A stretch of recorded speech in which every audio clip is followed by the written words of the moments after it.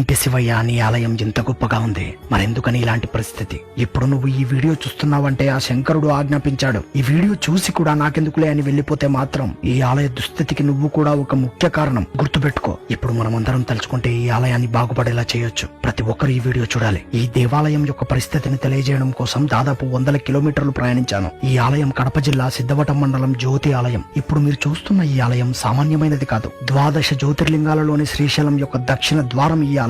ఈ ఆలయం మొత్తం ఎటు చూసినా శివలింగాలే, ప్రతి లింగంపై బ్రహ్మసూత్రమే. ఈ ప్రాంతంలో కొంతమంది చెప్పిన విషయం ఏంటంటే, ఒకప్పుడు ఈ ఆలయానికి 1000 ఎకరాల భూమి ఉండేదంట. ప్రస్తుతం ఆ భూమి ఏమయ్యింది? సాధారణంగా ప్రతి ఆలయానికి ముఖద్వారం నుంచి ప్రవేశ మార్గం ఉంటుంది, కానీ ఈ ఆలయానికి మాత్రం పంట పొలాలున్నాయి. ప్రవేశ మార్గం ఏమయ్యింది? గర్భాలయంలోని ఆ మహాశివుడు ఎంత అద్భుతంగా ఉన్నాడు, కానీ శివయ్య ముందున్న నంది మాత్రం సగానికి సగం భిన్నమైపోయింది. కానీ ఎవరూ పట్టించుకోవట్లేదు.